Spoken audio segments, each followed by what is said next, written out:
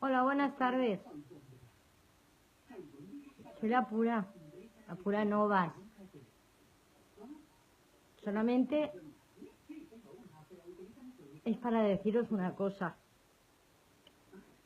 ¿Existe un mundo paralelo?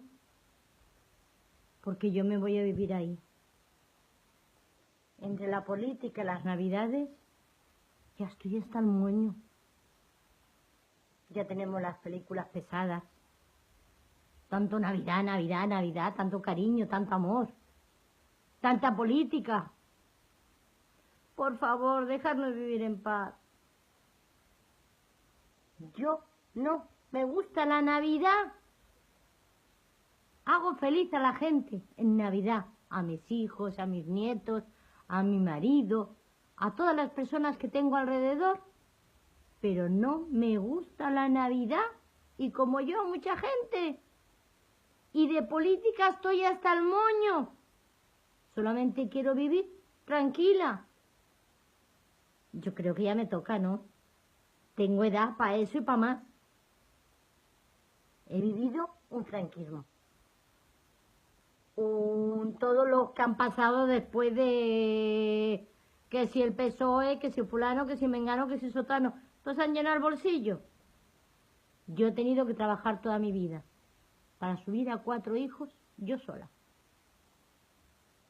Y ahora que ya tengo edad de pasarlo un poco tranquililla, me vienen y me joden con la política. Y ahora, que coste una cosa, en pleno mes de agosto ya compré un número de lotería. No me va a tocar porque no me va a tocar a mi vida. Pero ahora empiezan con las películas. Yo, que estoy un poco jodidilla y me quedo en casa por las tardes un poco, chimpún cada pum. Películas de Navidad. Todo acaba de puta madre. Y eso no es verdad. Porque quien diga que las Navidades es para pasarlo bien, es para que lo pasen bien los niños. Los padres, las abuelas, a trincar, a trabajar. Aún estoy esperando un día de Navidad que me pongan un plato en la mesa. Lo he puesto yo. Si hay un mundo paralelo, avisarme. Porque yo me voy ahora y vuelvo luego. Pero cuando pase todo. Política y todo. Estoy hasta los huevos. Me diréis que no soy fina. Pero que no tengo finura para tanta mierda. Como se dice en Cataluña, estoy fins als collons. Por favor, quiero vivir en paz. Tanto yo como miles de personas.